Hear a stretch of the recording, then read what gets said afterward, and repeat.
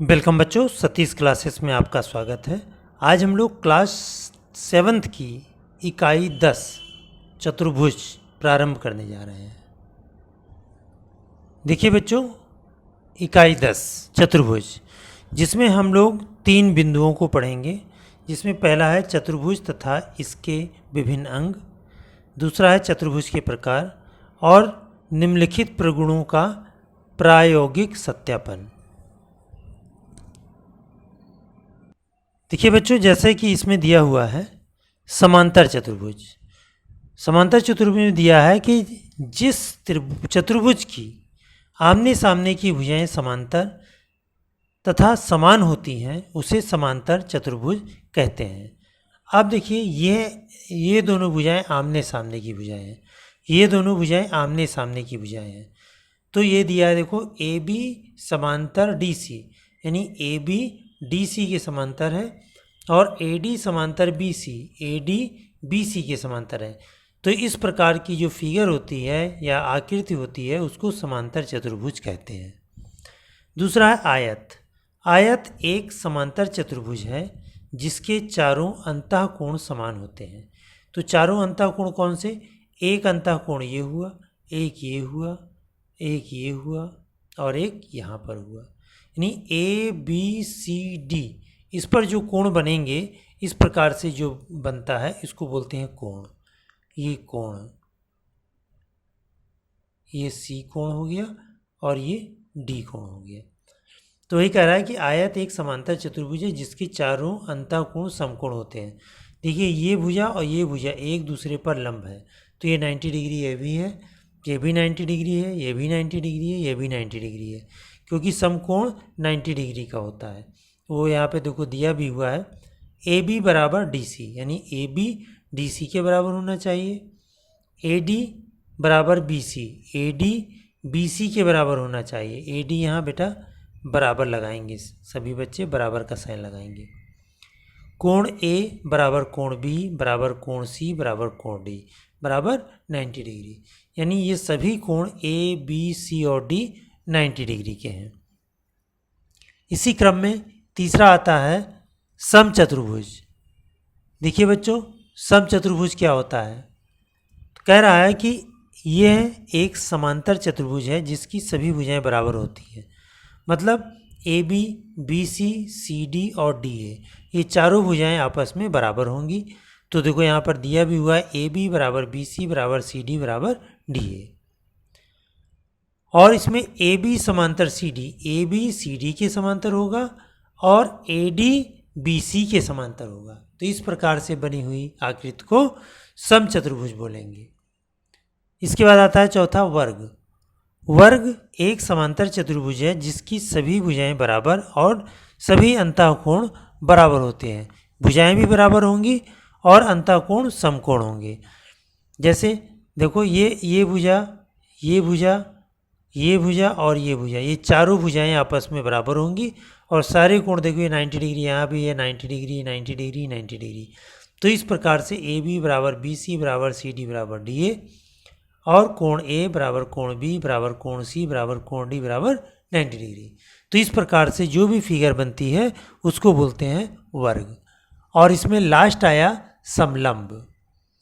तो समलंब एक ऐसा चतुर्भुज है जिसकी सम्मुख भुजाओं का युग्म समांतर होता है, यानी ये भुजा और ये भुजा ये सम्मुख भुजाएं हैं, यानी एक दूसरे के मुंह के सामने, इसीलिए इसको सम्मुख बोलते हैं।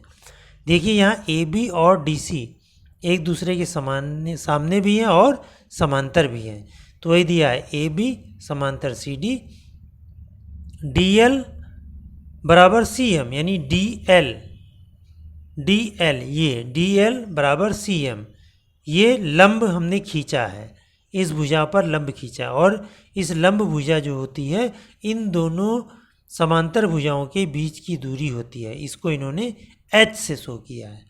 तो इस प्रकार से इन पांचों आकृतियों को आपको याद होना चाहिए कि समांतर चतुर्भुज, आयत, समचतुर्भुज, वर्ग और समलंब के बारे में आपको जानकारी होनी चाहिए।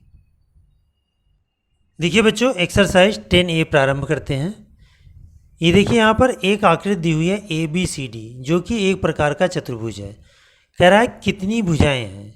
देखिए भुजाएं एक हो गई इसमें AB, दूसरी भुजा हो गई BC, तीसरी भुजा हो गई CD और चौथी भुजा हो गई AD। तो इसमें कितनी भुजाएं हैं, तो यहाँ पर क्वेश्चन लिख के इसके आगे लिख देंगे 4। कितने अंतःकोण हैं। अंतःकोण का मतलब होता है अंदर बने हुए कोण, जैसे कोण A, कोण B, कोण C और कोण D। तो इसमें कितने अंतःकोण हैं, इसमें भी 4 लिख देंगे। 4 अंतःकोण हैं। सम्मुख कोणों के कितने युग्म हैं। सम्मुख कोण का मतलब इसके सामने का कोण B और A के सामने का कोण C। तो एक युग्म ये हो गया D और B का, और दूसरा युग्म हो गया A और C का। तो सम्मुख कोणों के कितने युग्म हैं, तो केवल यहाँ पर लिखेंगे 2।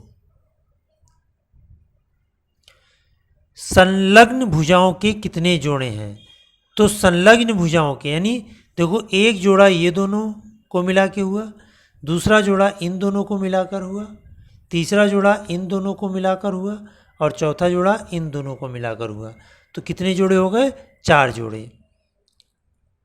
तो यहाँ पर हो जाएगा 4 जोड़े। कितने विकर्ण होंगे। देखिए अगर हम B और D से होते हुए एक लाइन खींचें तो इस प्रकार से जो लाइन खींचेगी उसको बोलते हैं विकर्ण।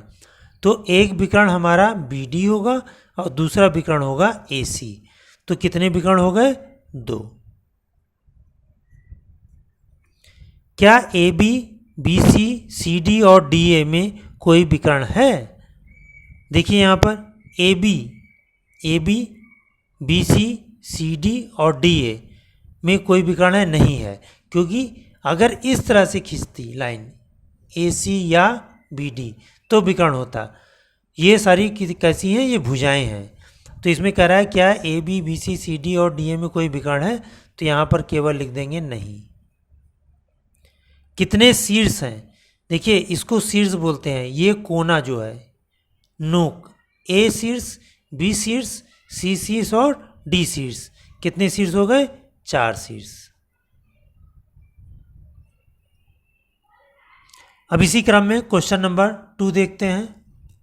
देखिए क्वेश्चन नंबर 2 कह रहा है उपर्युक्त आकृति जो अभी हम लोगों ने ऊपर देखी, ये आकृति दी हुई है। इस आकृति में के आधार पर अपनी उत्तर पुस्तिका में रिक्त स्थानों की पूर्ति कीजिए। तो कह रहा है कि Q क्षेत्र में स्थित है। देखो Q कहाँ है, यह है अंतः क्षेत्र में। यहाँ लिखेंगे अंतः, आ आधना ता बना के 2 बिंदी, अंतः क्षेत्र में स्थित है।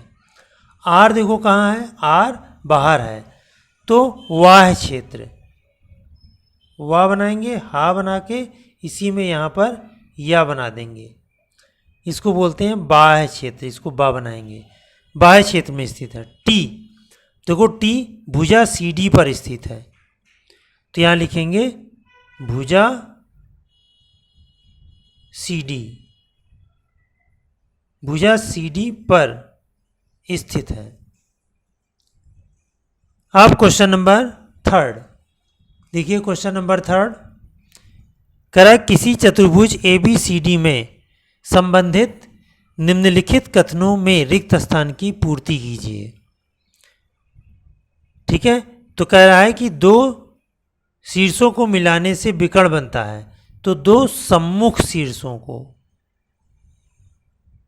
2 सम्मुख शीर्षों को मिलाने से विकर्ण बनता है। दूसरा शीर्ष A और शीर्ष B, देखिए शीर्ष A है तो शीर्ष A के सामने होगा शीर्ष C, A से C को मिलाने पर विकर्ण बनेगा। और शीर्ष D से अगर हम मिलाएं तो शीर्ष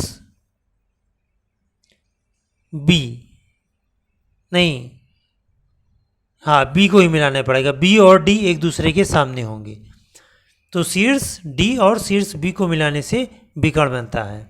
इसी तरह चतुर्भुज का एक विकर्ण इसे 2 त्रिभुजों में विभाजित करता है, 2 त्रिभुजों में विभाजित करता है। आइए क्वेश्चन नंबर 4 देखते हैं। देखिए बच्चों, अपनी अभ्यास पुस्तिका में रिक्त स्थानों की पूर्ति कीजिए। कह रहा है समचतुर्भुज की चारों भुजाएं, अभी आपको हमने डिफिनीशन लिखवाई थी, उसमें दिखाया था कि समचतुर्भुज की चारों भुजाएं बराबर होती हैं। यहाँ लिख लेंगे बराबर होती हैं। आयत के कोण समकोण होते हैं। तो कैसे कोण? आयत के चारों कोण, क्योंकि आयत में 4 कोण होते हैं। वर्ग की भुजाएं बराबर कह रहे हैं ना, वर्ग की चारों भुजाएं, 4 भुजाएं होती हैं, चारों भुजाएं बराबर तथा